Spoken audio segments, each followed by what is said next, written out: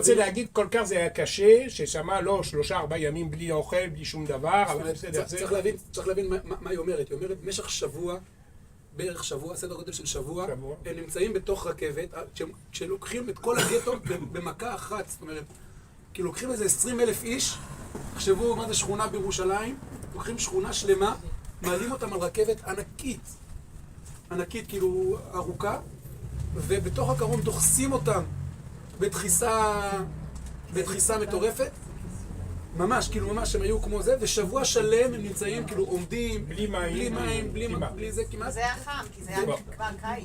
כן, אגב, הסיפור של אלי ויזל, היא אומרת שאולי היא הייתה באותה רכבת. היא הייתה אולי באותו קרון, זה פשוט, הם אולי היו שכנים, אבל הם לא ידעו בזה.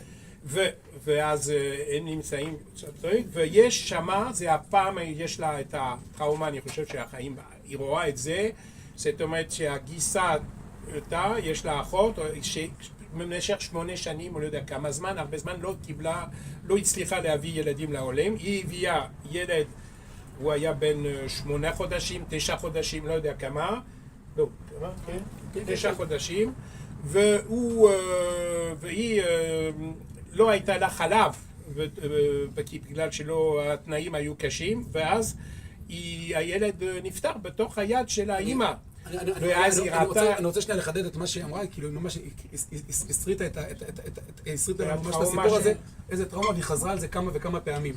היא עולה לרכבת, וברכבת נוסעים, יש לה את הדודה, את הגיסה, את דודה אחת ואת בת דודה נוספת, שם שנמצאת, ואותה אחת 8 שנים אין לה ילדים. אותה בחורה, 8 שנים התפללו, התחננו, זה היה אזור חסידי, כאילו, התחננו להביא, ואז נולד להם ילד, טהור, מתוק, קטן, תינוק, והיא אומרת, ברכבת, האמא כבר אין לה חלב.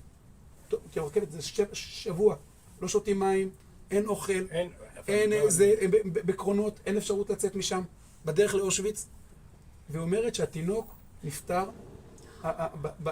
בידיים של האמא, כשהיא לא יכולה להעניק אותו. היא לא יכולה, ככה, והיא ילדה, תחשבו, היא ילדה בת 13. היא רואה את זה מול העיניים, איך התינוק נפטר בוכה, עד שהוא כבר אין שום יכולת להציל אותו. תינוק קטן שענק, זאת אומרת, זה לא, נראה שהוא יותר קטן אפילו מ9 חודשים, כי הוא היה עוד בשלב של הנקה. וככה היא אומרת, אגב, זה חרט אותה עד גיל 92, עד גיל 90, התמונה הזאת, הטראומה הזאת, שהיא רואה את התינוק, נפטר בתוך הרכבת ואף אחד לא יכול להציל אותו. כאילו, בידיים של אמא שלו. ואחר כך הם, טוב, במסה הם הורגים אותנו. טוב, אז עכשיו היא מגיעה לאושוויץ, ואז היא עם הדודה יש לה 3 ילדים, אז בא, אני לא יודע בדיוק איך, אבל יש יהודים שהם עולים לקרנות כדי לקחת את כל המזוודות, כל הדברים, ואז הוא אומר לדודה, תגידי, וגם היא אומרת לה, את בת 16, כי היא הייתה רזה, והוא אומר לה לשים כמה שמלות וגם מעיל עליה, כי היא הייתה רזה, אבל גבוהה, 1.66 מטר, משהו כזה, 67, ואז היא, ככה היא תראה ולהגיד שהיא בת 16. אז היא עוברת לפני מנגלה, המשפחה שלה, זאת אומרת הדודה עם 3 ילדים הולכים, לא יודע אם זה בתוך מסעית או בתוך, לא יודע איך, עבר בצד הלא נכון, זהו, והלכו לקרמטריום וכל זה, אבל היא עוברת בצד, היא אומרת זה, והיא מסתכלת עליו, על מנגלה ממול, עם ביטחון, ואז הוא אומר לה, לא יודע, לינקס, לא יודע, כן, אגב, היא אומרת, שמאל, אני חושב, זה הצד הנכון. כן, היא אומרת ממש, אגב, היא אומרת שממש מנגלה היה שם בסלקציה, זאת אומרת, כאילו, איך היא זוכרת, הוא היה אדם גבוה, כאילו גרמני, ידע לזהות אותו כאילו בזה, והיא אומרת, היא דיברה יידיש. לא דיברו גרמנית, אבל דיברה יידיש, ויידיש זה דומה לגרמנית. וכשמישהו עלה לרכבת ואמר, ואותו יהודי, תחשבו, אני רק חושב על מצב, על עוצמת הרוח. מה זה אותו יהודי שנמצא בתוך המצוקה הכי נוראית שיכולה להיות, בתוך הזה מנסה לעבוד ולהציל את החיים שלו, והוא רואה את כולם נשחטים, איך הוא עולה לרכבת ומסוגל להגיד לדודה, תקשיבי, תצילי אותה, שלקחו לה את התינוק, היה לה תינוק ביד של הדודה, היה ילד קטן, תינוק ביד, לקחו לה את התינוק מהיד, לדודה, שמו עליה שלושה חצאיות, שמלות ענקיות ומעיל, כדי שהיא תראה קצת יותר גדולה. הוא אמר לה, תגידי שאת בת 16, היהודי מוסר את הנפש שלו, כאילו בתוך סיטואציה כזאת, מה הוא מוכן, אנחנו לא יודעים מי זה אותו אחד, כנראה שהוא לא שרד את השואה, כאילו היה מהיודנראט, מזונדר קומנדו שם שנמצאים ש...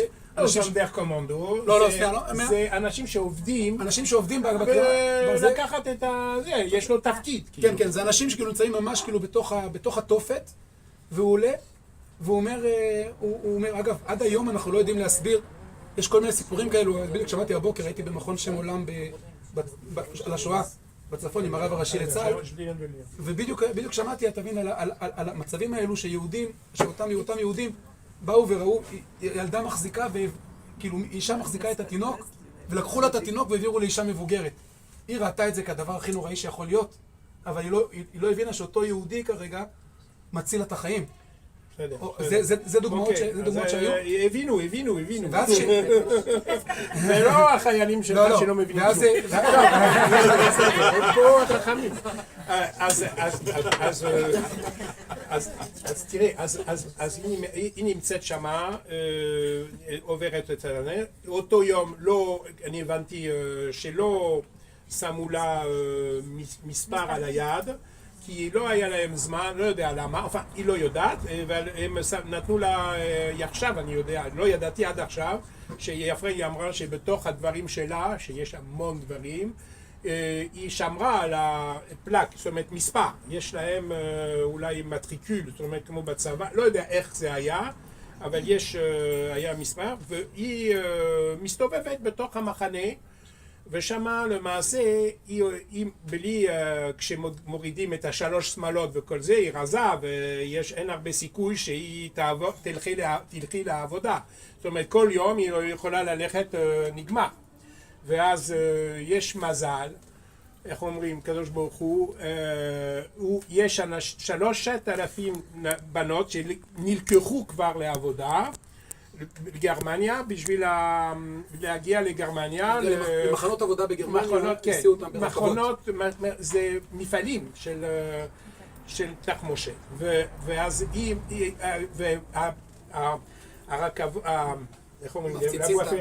מפציצים את פסי הרכבת? לא, הם מפציצים, לא יודע, בנות הברית, ואז הרכבת לא יכול לצאת, ואז הם חוזרים לבירקנאו, לאושוויץ, אני לא יודע, ואז שם יש 3,000, ואז אחת מהבת דודה רואה עוד בת דודה בתוך 3,000 שהולכים לעבודה, אז הם נצמדות ביחד, והגרמנים כל כך ממהרים אחר כך כדי שהרכבת יגיע לפי, כי הם אוהבים, הם יקים, זאת אומרת, שזה צריך להיות הספק עבודה, זאת אומרת, פה היה תקלה, ואז הם רוצים מהר, אז לוקחים 3,000 סופרים 3,000 בנות, ולא מסתכלים אם הם באמת מה3,000 בנות של ואז הם עוברים לגרמניה,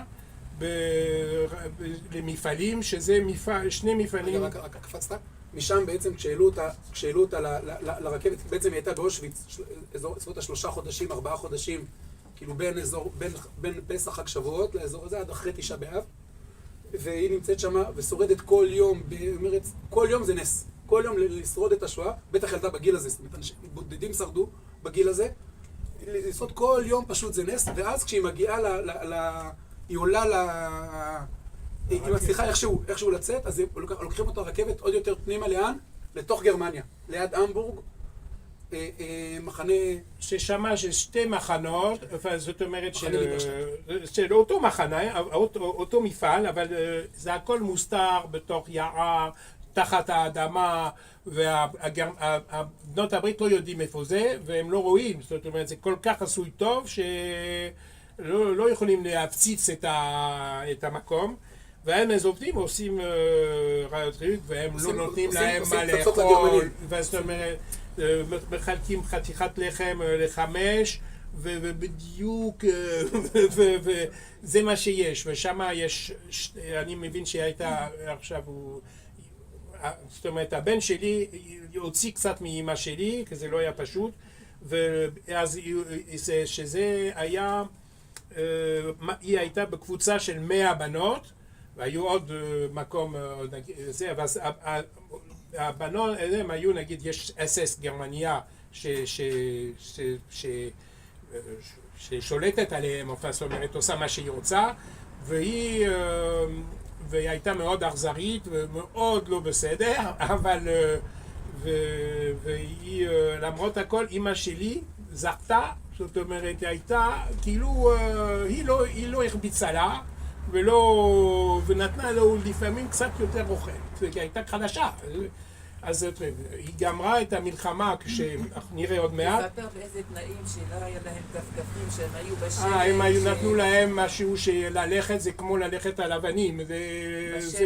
בשלג, מינוס 15-20, שמה, ב-45 הייתה שנה, היא מאוד מאוד קרה בכל אירופה. זאת אומרת, זה היה שנה מאוד קשה. וטוב, היא...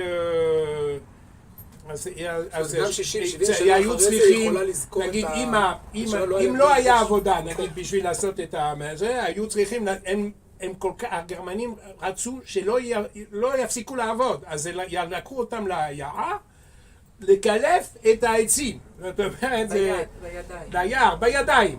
זאת אומרת, זה בשביל סתם, זאת אומרת, לא, זה כמו שאנחנו לומדים על אבותינו. הם בעצם עובדים בשני מפעלים גרמנים, שהמטרה להכין פצצות לגרמנים. זאת אומרת, הם שמים את החומר נפץ. אגב, כשמי שנוגע, גם הרבה מאוד מתו ממי שנוגע בחומר נפץ, לא הביאו להם כפפות ולא הביאו להם תנאים ולא זה, אנשים גם מתו מסרטן וממחלות, כאילו, כי בעצם לשרוד את זה, מחלות ריאות, בודדים שרדו, אבל כשהיא אומרת אותם, זה היו 500 בנות, 500 צעירות, בנות 18, 19, 20, כאילו עד גיל 30 כאלו בנות עבודה, והיא הייתה הכי צעירה בכל המחנה. זאת אומרת, אף אחד, לא שולחים ילדה בת 14 למחנה עבודה. זאת אומרת, הם כולם נרצחו. אמרנו שהיא שיחקה אותה בת 16, ואיכשהו היא הגיעה, ומשם הצליחה לברוח לגרמניה, ובגרמניה, בתוך התופת הזאת, הילדה הכי צעירה. אז היא מספרת מה זה הרגש האימהי. זאת אומרת, הקור מקפיא. אין להם משהו ללבוש עליהם, זה כותונת כאילו כמו בדרגשים בצורה לא אנושית, לא אנושית כשאפשר לחיות, אבל היא מספרת מה זה האנושיות שהיה בקרב האימהות. היא אומרת שכל אותם נשים הרגישו שהיא הבת שלהם. זאת אומרת, כל אותו, תחשבו מה זה מחנה, והיא הילדה הצעירה, וכולם איבדו את הבנות שלהם, איבדו את הילדים שלהם, איבדו את המשפחה שלהם, והם רואים את הילדה הזאת, והם לוקחים אותה תחת חסותה. זאת אומרת, היא אומרת, לא חטפתי מכה אחת, כאילו זה דבר מדהים. זה מהגרמניה. היא אמרה שהשם ליווה אותה כל הזמן היא ראתה ניסים. היא ראתה ניסים כל השם יום, מלווה אותה, היא אומרת את זה, היא אומרת, כל הזמן נמצאת תחת סכנה, אין מה לאכול. עכשיו שאלתי אותה, ממי, גנבו לך אוכל? גנבו, זאת אומרת, בסוף את יודעת, את ילדה בת 12, יש רעב גדול, שנייה, יש רעב גדול, רעב מטורף, כאילו אף אחד לא, אין לו מה לאכול. אין מספיק. ממי, אין מספיק אוכל, הרי הביאו להם, היה להם טיפת מרק, קצת כאילו זה מרק בכאילו, מים ועם קצת זה, והיה להם, והיו מקבלים חתיכת לחם כזאת קשה.